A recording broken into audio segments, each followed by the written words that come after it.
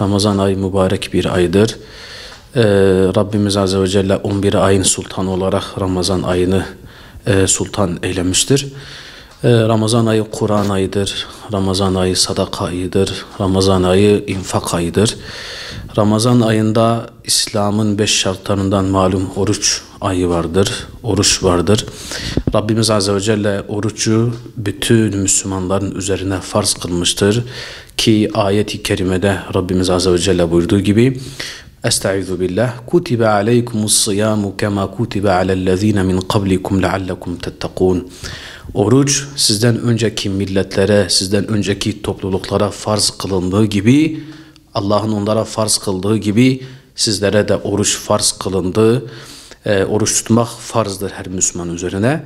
لَعَلَّكُمْ تَتَّقُونَ umulur ki korunursunuz. Malum İslam içerisinde farziyetler vardır. Bu farziyetlerin bir tanesi de İslam'ın 5 temel esası olan onlardan bir tanesi de oruçtur. Rabbimiz Azze ve Celle orucu bizim üzerimize farz kılmıştır. Kur'an ve sünnet ve bütün alimlerin icmasıyla oruç tutmak farzdır.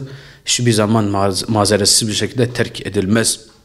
İlla mazeret olursa, yani kişi hasta olsa, Allah-u Teala Azze ve Celle ayet-i kerimede buyurduğu gibi sizden hasta olanlar ve seferde olanlar bundan müstesnadır diye buyurduğu gibi ve başka bir ayet-i kerimede de Rabbimiz Azze ve Celle Allah-u Teala sizin için kolaylığı istiyor, kolaylığı diliyor, sizin için zorluğu dilemiyor. Bu din kolaylık dinidir. İmkanı olan, hasta olmayan, bu anlamda kim varsa oruç üzerine farzdır, hiçbir zaman terk edilmez. Bir de malum oruç Ramazan ayında özellikle mahsus olan bir ibadettir. Yıl içerisinde sadece bir ay Rabbimiz Azze ve Celle Ramazan ayında üzerimize farz kılmıştır. Müslümanların üzerine düşen bu aya hassasiyetle, oruçlarının hassasiyetle dikkat etmeleridir. Ve oruç gerçekten hem kalkandır ki Efendimiz Aleyhisselatü Vesselam buyurduğu gibi oruç kalkandır. Ve başta okuduğumuz ayet-i kerimede de Rabbimiz Azze ve Celle buyuruyor ki umulur ki leallekum tettekûn, umulur ki siz korunursunuz. Yani bu anlamda korunma derken oruç insanı zahiri olarak yani görünürde ve insanı batini olarak da koruyor. Hem şehvetlerden hem kötü sözlerden koruyor hem de sağlık, sıhhat olarak bizi hastalıklardan koruyor ki Efendimiz Aleyhisselatü Vesselam buyurduğu gibi oruç tutunuz, sıhhat bulunuz.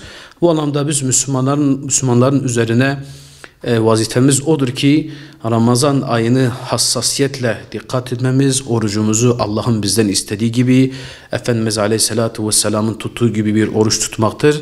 Ve biliyorsunuz malum Ramazan ayı infak ayıdır, Ramazan ayı sadaka ayıdır, Ramazan ayı hayır hasenat ayıdır. Bu anlamda bütün Müslümanlar diğer aylara göre bu Ramazan ayında koşmaları lazım. Bu ayet-i celileyi kendilerine düstur etmeleri lazım. وَسَارِعُوا اِلَى مَغْفِرَةٍ مِنْ رَبِّكُمْ وَجَنَّةٍ Allah'ın mağfiretine ve Allah'ın cennetine koşun, süratlanın, hızlanın, yarışa girin diye bu anlamda biz de Müslümanlar olarak bu mübarek olan 11 ayın sultanı olan Ramazan ayında salih ameller noktasında bir çaba, bir gayret içerisinde olmamız lazım ve yarış içerisinde olmamız lazım.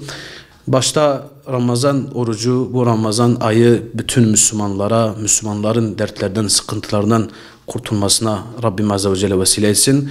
İslam'ın ve Müslümanların, mazlumların, bütün dünya içerisindeki olan mazlumlara bir çıkış kapısı eylesin Rabbim Azze ve Celle. Ve Rabbim Azze ve Celle bizleri bu Ramazan ayının hakkını veren, hakkıyla idrak eden, hakkıyla çalışan, hakkıyla bir mücadeleyi veren kullarından eylesin.